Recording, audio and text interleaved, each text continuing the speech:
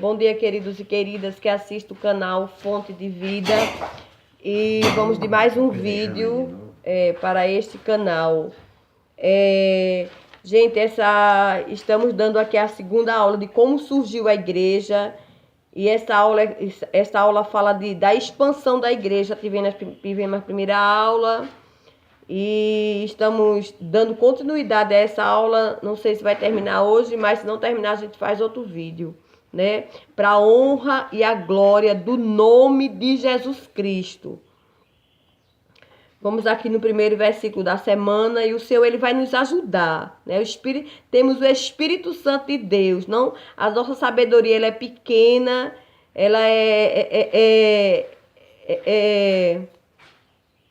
é muito falha, mas a Bíblia diz que aquele que não tem sabedoria, peça, que ele dá liberalmente, não lança em rosto. Então, confiando na promessa, confiando na palavra de Deus, aqui estamos aqui. Não é confiando em nós mesmos. Quarta, que é hoje, Atos 1:8, que diz: Jesus garantiu o poder do Espírito Santo para essa tarefa. E vamos novamente aqui na Bíblia em Foco. A gente já deu ontem, mas vamos começar por aqui.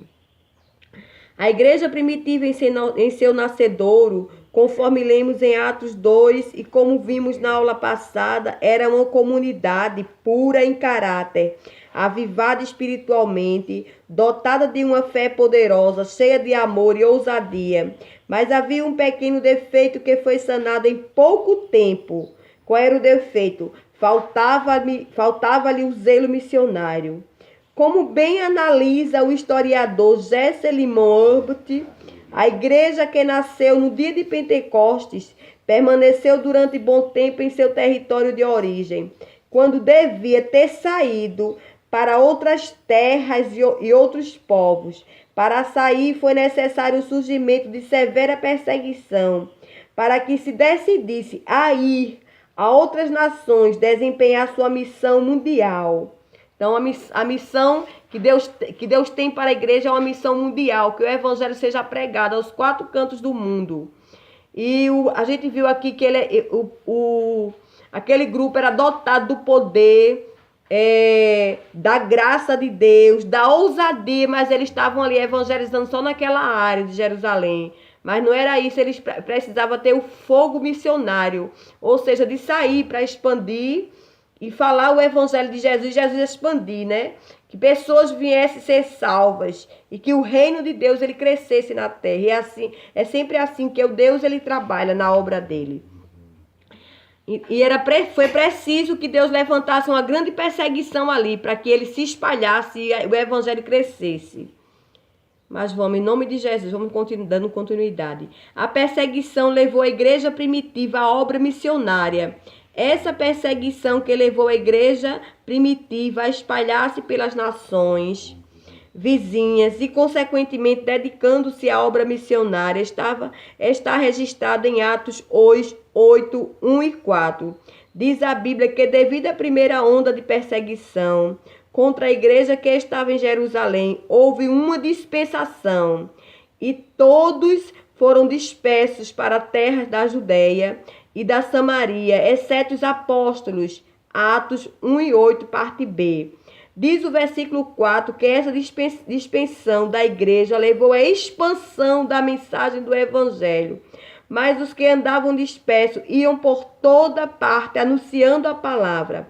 Como resultado dessa perseguição, nasceu a obra missionária. Deus permitiu que aquele mal sobreviesse sobre seu povo para despertá-lo da acomodação e completar a obra da evangelização, que ainda estava inacabada. A ordem de Jesus a seus discípulos era clara.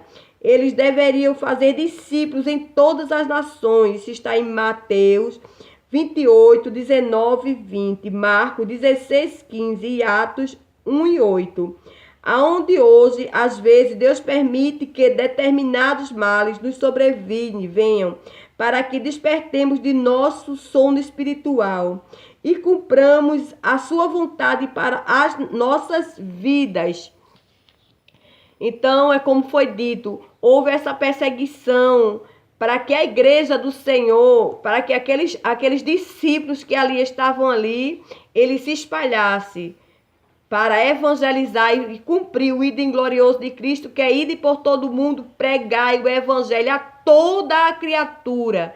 Quem crê e for batizado será salvo, e quem não crê será condenado. E muitas vezes, a gente viu aqui que muitas vezes Deus ele permite coisas na vida do salvo, na vida do crente, não para que o crente saia da presença do Senhor, mas para que o crente saia da sua zona de conforto, né? E vá para a evangelização, vá falar do amor de Jesus Cristo. E eu sempre tenho dito, gente, que as coisas que nos sobrevêm, as coisas que sobrevêm sobre o crente, Deus não é nunca para Deus fazer assim. As coisas que se levantam contra o povo de Deus é para que o nome do Senhor ele venha a ser glorificado. E sempre o Senhor ele faz assim conosco. Né? Muitas vezes é para que a gente chegue mais perto do Senhor, é para que o nome do Senhor venha a ser glorificado, e para que como foi assim no discípulo passado, houve aquela grande perseguição, que Estevão foi morto, e houve ali grande choro, grande lamento, né? E Saulo ali, que na época era Saulo, assolava a igreja, perseguia, né? Matava, prendia, mas Deus levantou aquilo, Jesus levantou aquilo para um propósito. E qual era o propósito? Era que a expansão da igreja fosse, que a igreja fosse espalhada, que os membros daquela igreja, que era aquele grupo de evangelizadores, ali como Pedro, Paulo, se espalhasse como Pedro. Paulo naquela época ele era perseguidor, perseguia a igreja, mas eu acredito que a gente vai ver ao longo da lição que de perseguidor ele passou a ser perseguido, né? Por causa da oração dos santos, dos fiéis, né? Que oravam a Deus, e que Deus ele fez aquela grande obra naquele grupo ali, e houve aquela chama para a evangelização. E não é assim nos tempos de hoje, é assim. Deus ele sempre quer que o homem ele evangelize, ele fale a palavra do Senhor, e o único impedimento que o homem tem de não evangelizar é não receber salvação. Mas o homem que fez aquela decisão que diz: eu aceito Jesus como meu único e suficiente Salvador, né? E procurar lendo a palavra, orando, buscando o Senhor, né? Ah, mas eu não tenho sabedoria, eu não sei falar. Eu creio que todo mundo sabe falar que Jesus salva, que Jesus ele cura, que Jesus é aquele que abençoa. E ao menos aqueles que ainda não falam, que são mudos, evangeliza com a vida. Né? Isso a Bíblia diz que nem os loucos errarão o caminho do céu. Então essa foi a mensagem de hoje, foi a aula de hoje. E amanhã vamos ler: o evangelho se espalha por Samaria. E Deus abençoe e tenha um ótimo dia. Fiquem na paz do Senhor.